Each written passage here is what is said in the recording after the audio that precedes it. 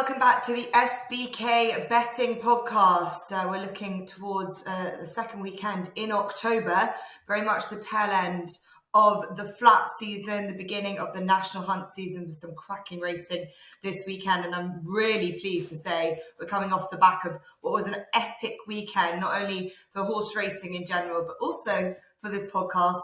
The Prix de Triomphe lived up to all the expectations, and we did go through the race with a fine-tooth comb, and I'm delighted to say that Ross and I managed to find Alpinista, which she did go our favourite in the end, but she wasn't always likely, and she was weak enough in the days, the week beforehand, but my goodness, she was good, and she beat Tom's selection Verdani, who was very gallant in second. And bar that, another good weekend for the pod, and the fact that TC's now beat Ross's. So all in all, a good old week. Tom, I'll come to you first, because gutting for Verdani, but wonderful effort. He definitely stays that trip with the ground, and better news, he's going to be in training next year. Yeah, phenomenal news. You like to see longevity with these flat horses. I thought he was given a good ride by Christophe Simeon, much better than the ride he gave the horse on Friday when he barged Ross and Ryan out of the saddle. But Verdani just wasn't good enough. I mean, Alpinista was the best filly on the day. Verdani was further back. He had to make up more ground, but at the same time, he was never going to beat Alpinista. Luxembourg obviously picked up a minor injury, but was a little bit disappointing in the race, probably because of that injury. I thought it was a really good arc, to be fair. Maybe not the quality we've seen in recent years, but fantastic, obviously, for this podcast, and a good viewer heat as well for the neutral. Good race to watch. Yeah, it was a wonderful day's racing, brilliant emotional scenes. I think the whole of the racing community throughout the world was just thrilled for Sir Mark Prescott in the latter stages of his career to win a race like that, and see true emotion as well, Ross, from a man who's usually very stoic, very English when it comes to these things. But I could sense that even for him, that the events and the just overcome with it all, it did just get to him. Yeah, absolutely. It's very rare that we get the fairy tales that sort of trainers deserve, really, isn't it? And I think you'd be hard pushed to find a neutral that didn't think he was the most deserving trainer to win the Arc. But yeah, it was just great all round, and he's a real favourite trainer of mine. I enjoy talking, as you might have noticed, and I enjoy very much listening to his stories that pop up from time to time on Twitter. He tells a good story, and just a proper throwback, but has stayed relevant with the game. You know, trained the Dam and the Grand Dam. It's a super story all round, really, and I think she's a very progressive mare. Yeah, I hope it doesn't end there. I really hope they go to the Japan Cup, if only just for Kirsten Rousing and for Sir Mark Prescott to go back where they missed out taking the Grand Dam all those years ago. Anyway, that was the Prix de Triomphe. That was the weekend that was in good form. We might have been that weekend. We want to keep it going, and as I said, it's coming to the last of the Group 1 action on the flats. The Dewhurst Stakes is one of the real crowning jewel in the juvenile calendar for the colts. And I'll quickly just take you through the runners that we've got. Nostrum is looking to remain unbeaten. He's 7-4 favourite for Sir Michael Stout and Richard Kingscote. Naval Power for the Godolphin team, 9-2, also looking to remain unbeaten. Chaldean, the second runner for Juddmonte, is in there 8-2.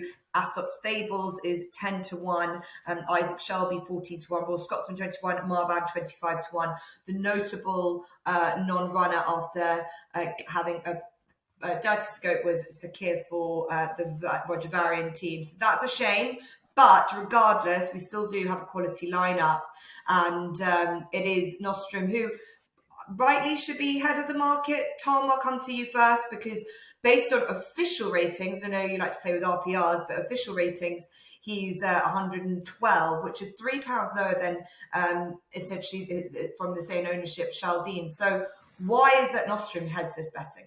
I think there are numerous reasons. Firstly, I do think he should be favourite, and I think he'll probably go off around 11-8. I know he's slightly bigger now, but I think there'll be some support on the day. But he's shown a lot in just 2 career starts. He's shown tactical speed, tactical versatility. He could race towards the pace. He can also be held up. And also, he's just shown an abundance of talent. I mean, last time out, he was super impressive, albeit in a small field.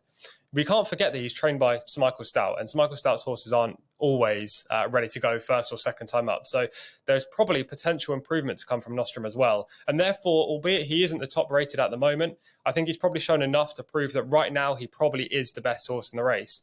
He's going to be a relatively short price. I think that's justified. But I know one or two of you are going to put Nostrum up, so I had to go elsewhere. So I'm going to put up a horse called Aesops Fable for Aidan O'Brien. Now, Aidan O'Brien has won this race 5 times in the last 9 years. He's really dominated, and albeit this heat, he doesn't really have that many good 2-year-olds around. Obviously, Little Big Bear isn't running here. I think Aesop's Fable's been a little bit underrated. I think he's shown a good level of ability so far.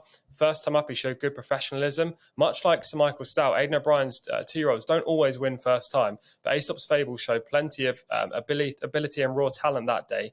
Then next time he proved that he stayed over 7 furlongs really nicely, picked up 2 front runners with a good late burst in the final 100 yards. Now, last time out, you have to forgive his defeat. He ran pretty poorly given his price. But at the same time, it was just his 3rd career start. He was returning quick after running second time out. And also it came on soft ground. And he was ridden really aggressively. I think there were 2 reasons there, the ground and the tactics, as to why he may have underperformed. I think that race was pretty hot as well, the National Stakes. So maybe if Aesop's Fables is ridden a little bit more cold in behind the speed, I imagine Chaldean will go forward, then he can produce a much better effort. And he could put it up to Nostrum.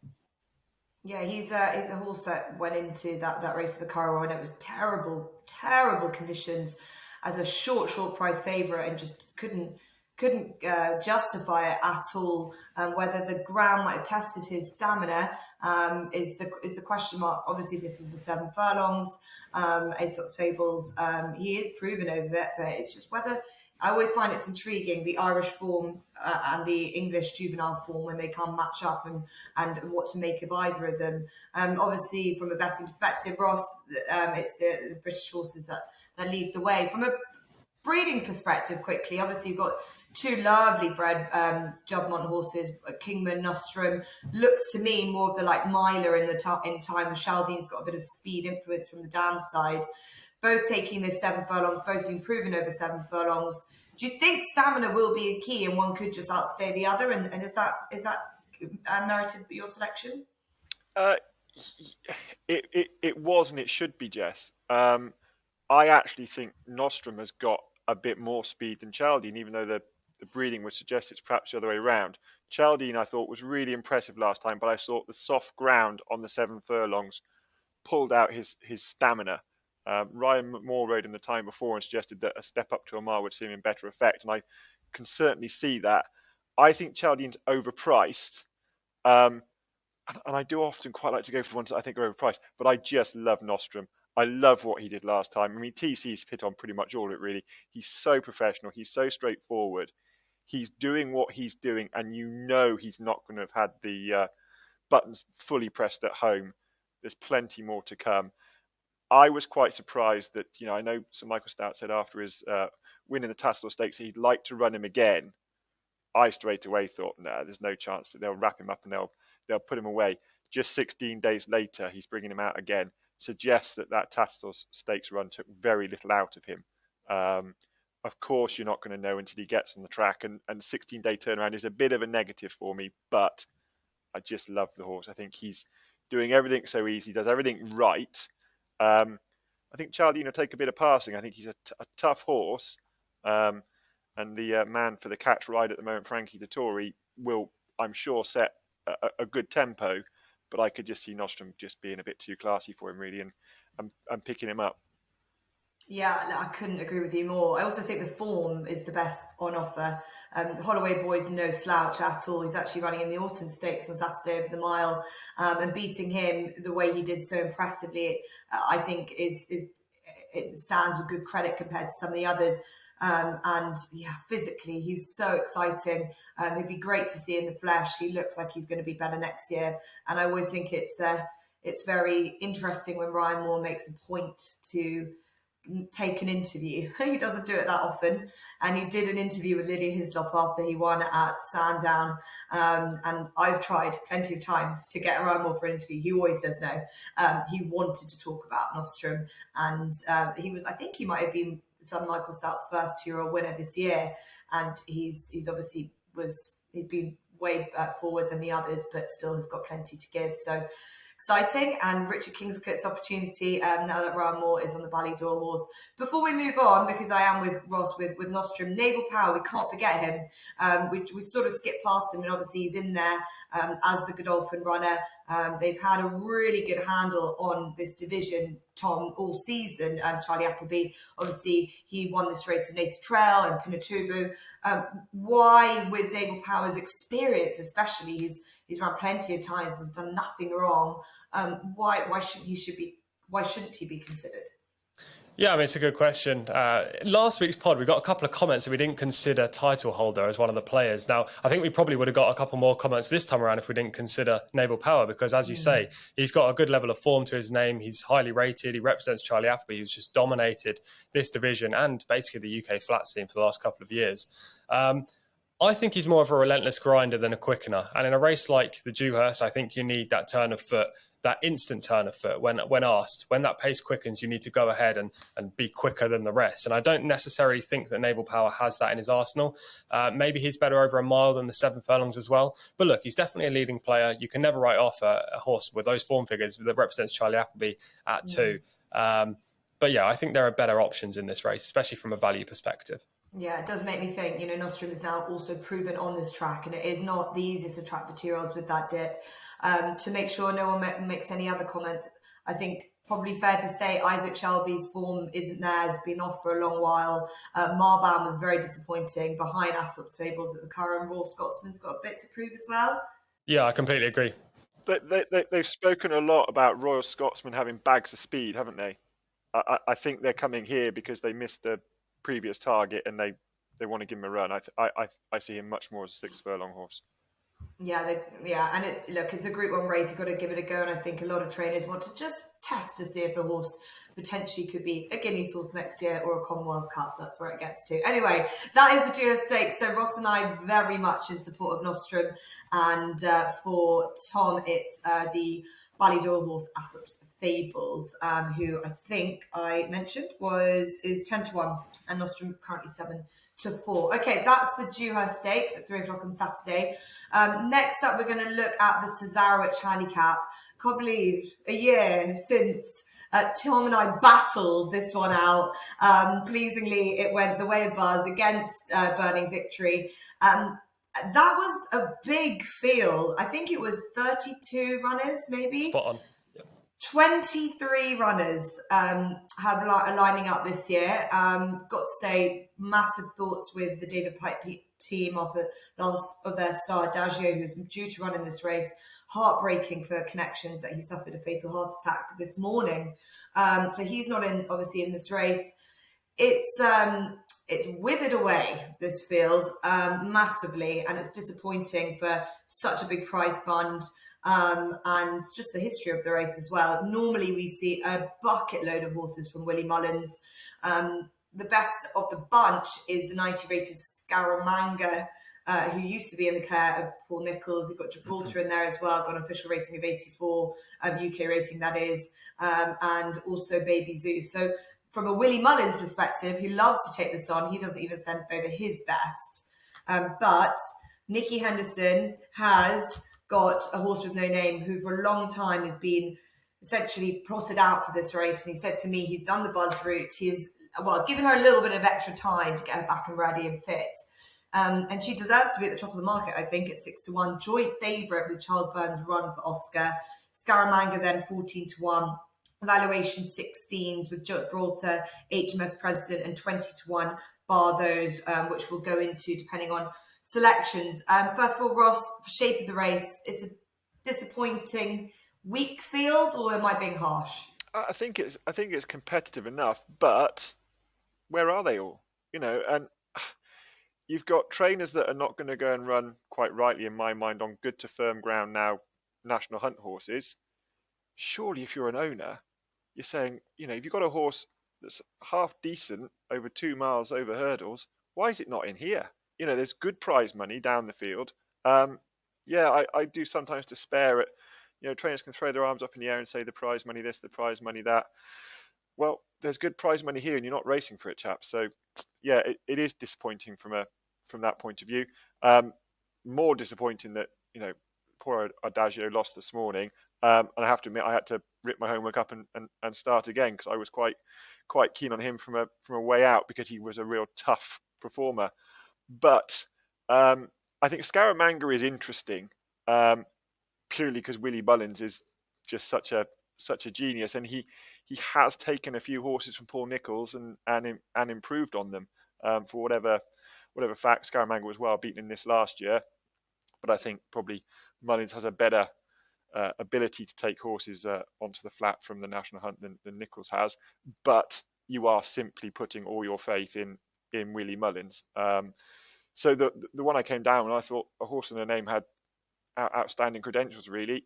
It's pretty unoriginal putting up a favourite, but I thought she stayed on really powerfully at York, beating Master Milner, who has been in really good form himself, and they pulled a long way clear of the third. She scooted clear in the closing stages, suggests an extra couple of furlongs is going to suit her.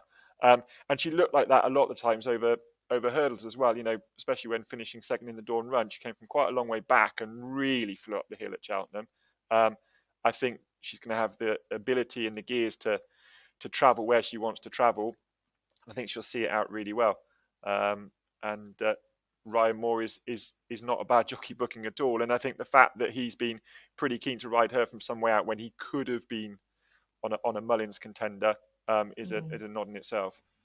Yeah, he's obviously been associated with her on the flat the last two runs. She was gifted a mark of 80 on the flat, wasn't she? She's now a mark of 96, so she's up £10 since that last run. With this and ratings and what you've got, she's now got 9 2 and 3 in a race where you really got to stay. Is that something you think about, concerned with, or do you think she's still well handicapped? No, I think she's still well handicapped, because I think she's better than her hurdle rating that she's got as well.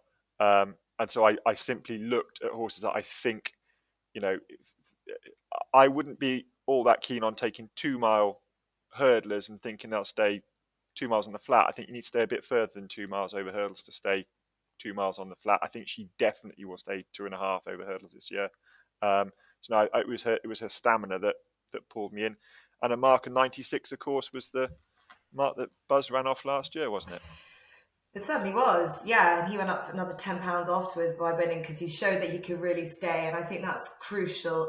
One thing I was worried about when I saw Buzz's draw, he came out of stall 6, but actually didn't seem to bother him. She's got a draw 17. I think historically, and maybe Tom, being a stat man, they'll throw it to you, but the draw has been a question mark. You don't want to be out too wide. You want a nice, good position early on, basically the shortest route round. But we've just seen so many differing places recently, and Buzz's win sort of threw that out the window. Yeah, I don't think it's necessarily definitive, though I would say mid to high is where you want to be. But we have seen in the last 10 years that a low draw isn't necessarily a massive disadvantage. As you say, Buzz came out of 6, Big Easy back in 2014 came out of 2, and Aim to Prosper back in 2012 came out of stall 1. So I don't think it's necessarily a must-have. There is a race actually that I'll come to a bit later for my place play that I think is a must-have for a draw. But yeah, in this race, I think you could be drawn anywhere and still win, Jess. Okay, so from that perspective and looking at it as well, I think I've seen plenty of stats about the amount of National Hunt trainers who won this race. Obviously, Huey Morris is in there, and he's a very good dual-purpose sort, but you only need to look at the last, I think, 10 years. I think it's Roger Charlton who's the only, and I'm just looking at it now, Mark Johnson, the only 2 genuine flat trainers that have won this race, and it's dominated by jumps trainers as well. So is that where you've looked? Yeah, it definitely is. Before we touch on my selection, I just want to say last year I could not have fancied Burning Victory more. I mean, if you watched this podcast last year, you'd have seen me and Jess have a fight off here. But bloody Buzz came and beat Burning Victory in the last 100 yards. I love Buzz, by the way. Can't wait to see him come out again. But hopefully we go one better this year. And it's a horse I absolutely love in this race, which is Run for Oscar. There is no man in the game better at getting a horse into a big field handicap off a good mark than Charles Byrnes. He trains Run for Oscar. Back in 2020, he mentioned this horse could be running in a big field handicap on the flat. We're now late 2022, and this is his first big field handicap on the flat. I think this has been a long-term project. He qualified for this race by winning a Sunday Series handicap at Haydock a couple of weeks ago. That gave him a £9 rise and therefore made him eligible to fit into this final field. He's running off a good weight with just 8 stone 11 on his back. Great jockey booking as well. I really like Run for Oscar in here. David Egan, it could be another big success for him in a year where actually David Egan, I think, is going to post a new career best tally. So I'm all over this horse. I think he's supremely well handicapped off a mark of 90. His jumps rating is 144. I think Charles Byrnes has worked a miracle here with Run for Oscar, and I'd be surprised if he doesn't go off 4-1 favourite. Wow, big confidence behind Run for Oscar. Obviously, a horse that's done a lot of good running over hurdles as well. And I'm just looking through, won a handicap hurdle for mark of 133 back in September 21.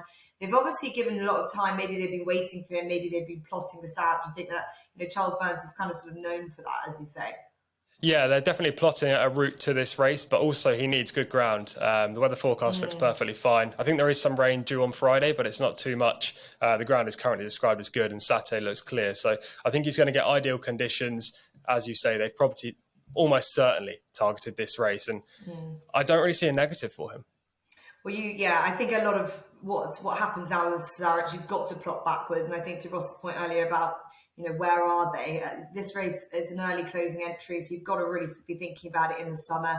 And I'd imagine that's exactly what's happened with the Horse with No Name and Run for Oscar. Hence why they're 6-1 joint favourites, which is not the most inspiring, but I don't think this race is, sadly, perhaps just because I'm used to seeing sort of bigger names, bigger, higher rated horses as well. And some of these are sort of been through the mill a little bit, and I just feel like they might have had their golden days. But we the two lead protagonists are also fancied by Tom and Ross.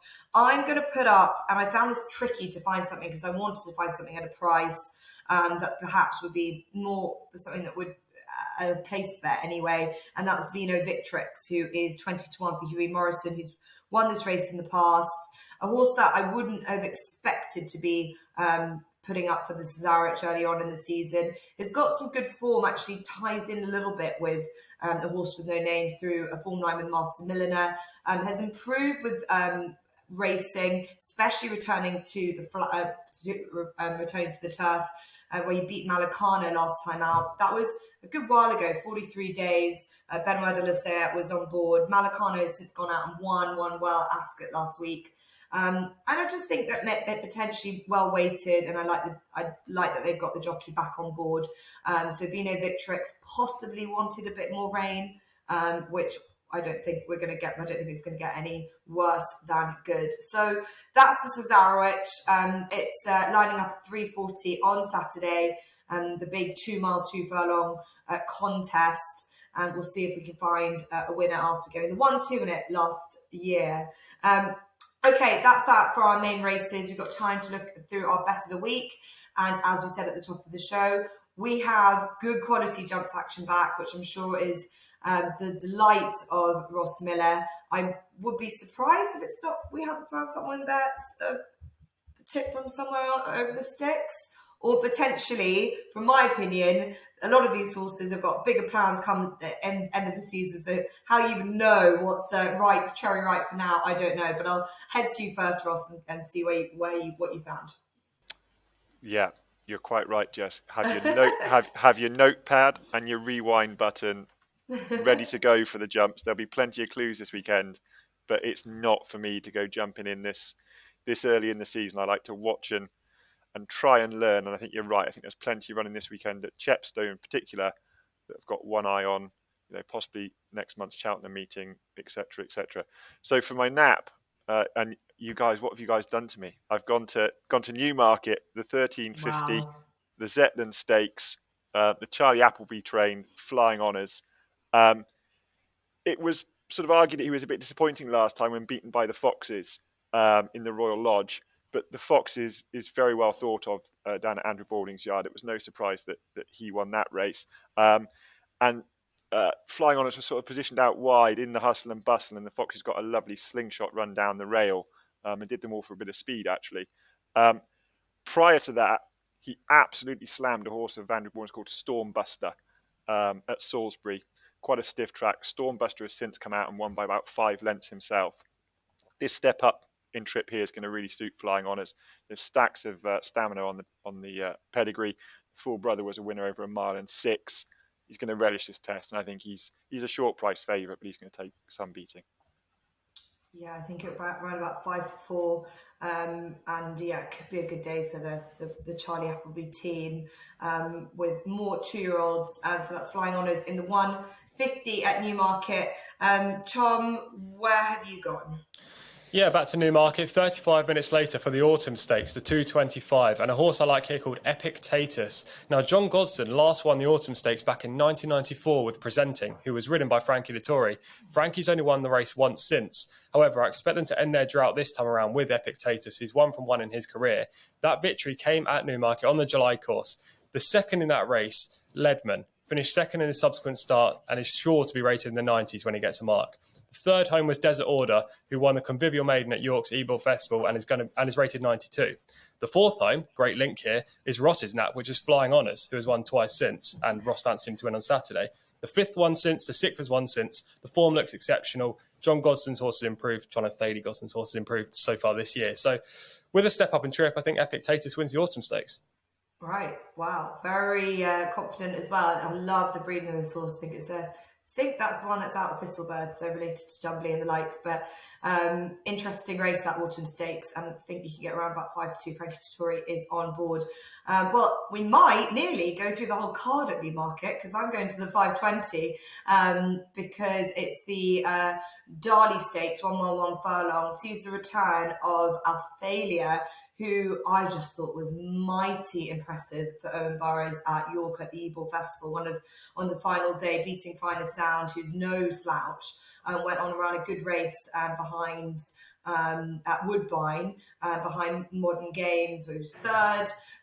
Also was a winner at Pontefract in the Pomfret Stakes behind Marie's Diamond, and had Modern News behind him that time. So all the form is there for the taking, and I just think Alphalia is improving, like a lot of Owen Burrows horses have done. I was really taken by Amnart the other day as well. I just love him as a trainer, Owen Burrows. So I think Alphalia can continue on his good trajectory in the Darley Stakes at 520 at Newmarket. Right, well, potentially we could have a place play as well at Newmarket to make this a really rounded podcast, as SBK has placed any odds on all races. So Ross, have you done it? You keeping this going?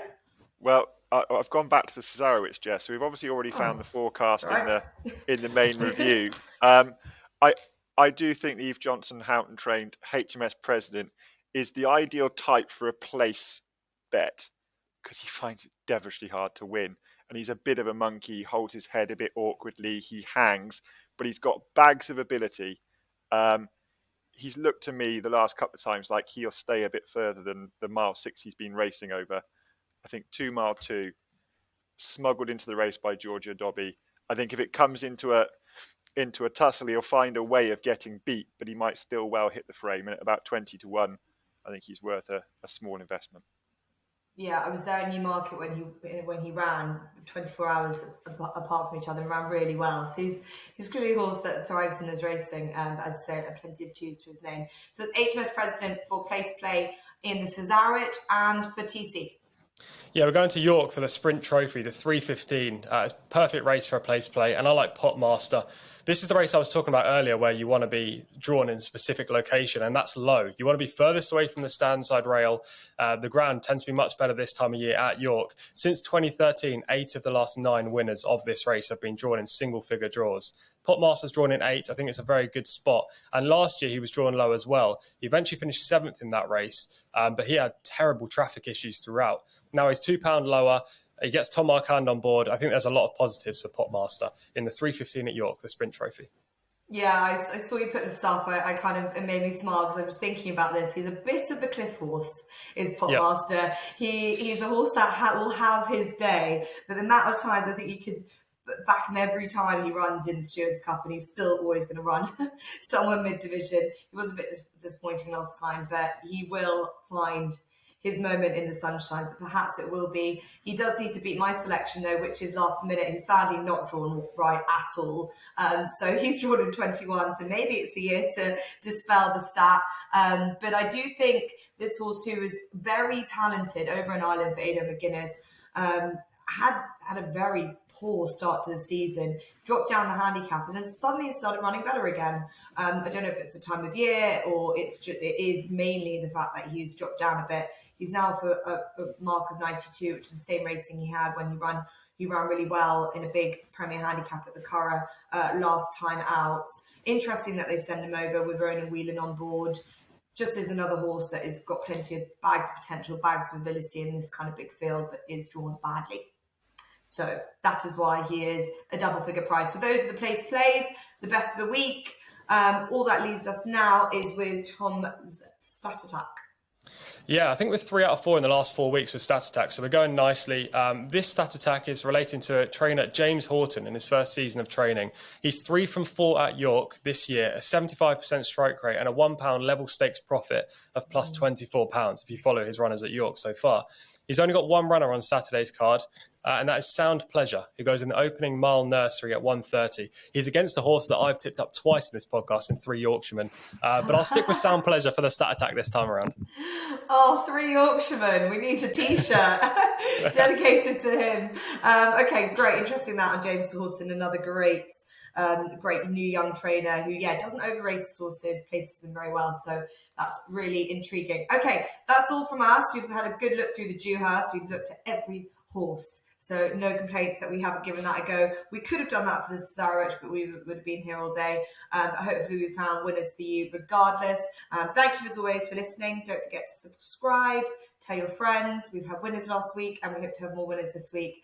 And make sure to subscribe to our YouTube channel. We've got lots of content, especially from our SBK ambassadors as well. Thanks to Tom and to Ross, and we will see you next week.